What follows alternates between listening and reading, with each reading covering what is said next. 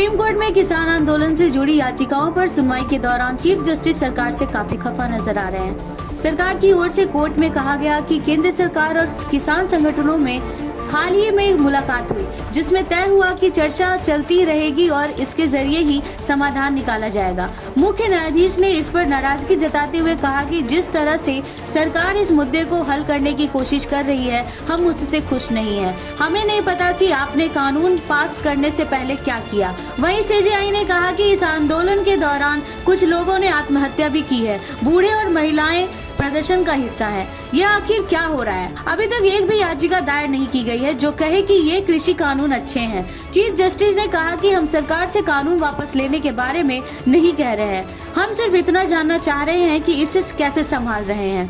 सरकार ने supreme court को कहा कि 41 किसान संगठन कानून वापसी की मांग कर रहे हैं, वरना आंदोलन जारी करने को कह रहे हैं। बता दें कि पिछली सुनवाई में शीर्ष अदालत ने कानूनों को कुछ समय के लिए ठंडे बस्ते में डालने का सुझाव दिया था। इसके अलावा सरकार और आंदोलनकारी किसानों के बीच मतभेद दूर करने के लिए समिति बनाने की भी तजवीज पेश की थी।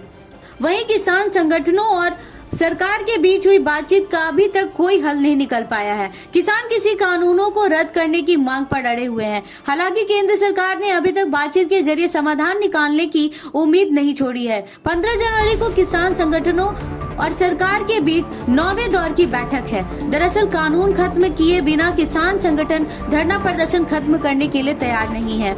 सरकार कानूनों में सुधार करने के पक्ष में है, इन्हें रद्द करने के नहीं।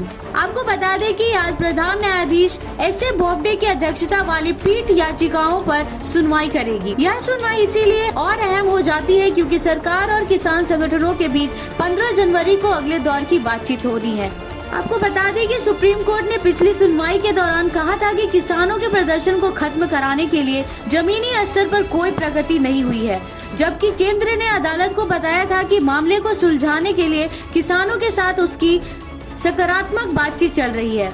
सरकार ने यह भी कहा था कि दोनों पक्षों के बीच जल्द ही सभी मसलों पर आम सहमति बनने की उम्मीद है। इसके बाद ही शीर्ष अदालत ने मामले में सुनवाई 11 जनवरी तक स्थगित कर दी थी।